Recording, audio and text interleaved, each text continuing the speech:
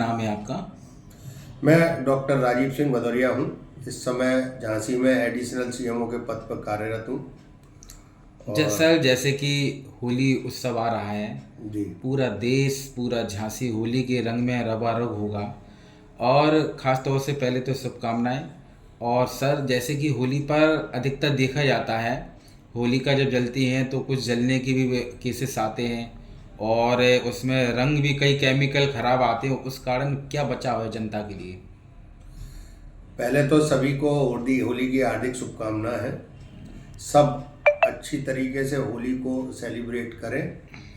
इसमें जो आपका क्वेश्चन है उस पर मेरा कहना ये है कि जो भी अगर होली, चूँकि एक दिन होली का दहन होता है और दूसरे दिन होली को खेला जाता है, तो जो होली जिस दिन जलाई जाती है उस समय जो भी, जहाँ पे भी जो होली का दहन दहन किया जाए तो वो ऐसी जगह हो जो आइसोलेटेड हो, और मतलब आसपास ऐसी कोई जगह ना हो कि उसमें आग लगने का चांस रहे, क्योंकि कई बार धूल से, हवा से उड़ने से और इधर उधर आसपास झुग्गी झोपड़ी हो या कोई चीज़ हो तो वहाँ पे जलने का चांस रहता है।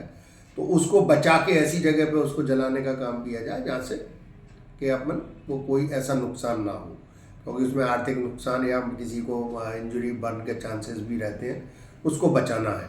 तो इसको विशेष ध्यान देने की ज़रूरत है।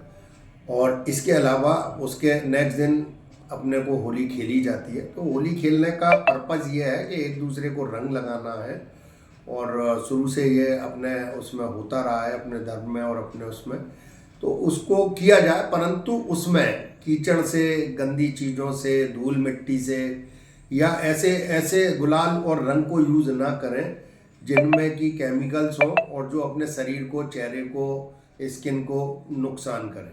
सर, देखा जाता है जैसे कि अधिकतर केस बच्चों में आते हैं जी, कि जो रंग्स होते हैं वो आँखों में चले जाता है और कई ऐसे घाव हो जाते हैं, और आँखों की भी बहुत सी दिक्कतें पैदा होती हैं। इस कारण क्या उपाय है सर? इसका कारण यही है कि मैंने यही कहा कि ये रंग को आंखों में नहीं जाना चाहिए। दूसरा, रंग भी कई तरीके के आते हैं।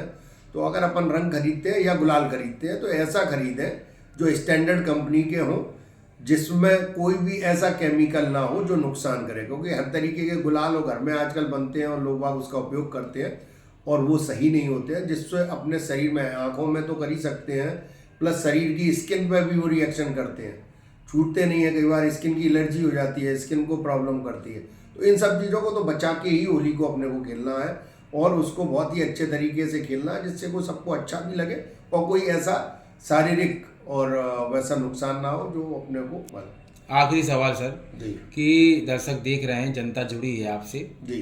जैसे कि स्वास्थ्य सेवाएं मतलब हमेशा जिला चिकित्सालय देता आया है, तो क्या व्यवस्था रहेंगी आपकी? व्यवस्था पूरी तरह से, स्वास्थ्य विभाग अलर्ट है। उस समय स्वास्थ्य विभाग में इमरजेंसी में डॉक्टर्स हमेशा रहते हैं, और सभी डॉक्टर्स जो छुट्टी पे भी हैं या घर पे हैं उनको उनके विभाग से सचेत वो अलर्ट कर दिया जाता है कि इन इमरजेंसी किसी भी समय उसे बुलाया जा सकता है और उनको इमरजेंसी सेवा देने के लिए तैयार रहना होता है। अभी ऐसी कोई वो नहीं है। बाकी एम्बुलेंसेज सब जगह अवेलेबल है, ऑन कॉल आती हैं।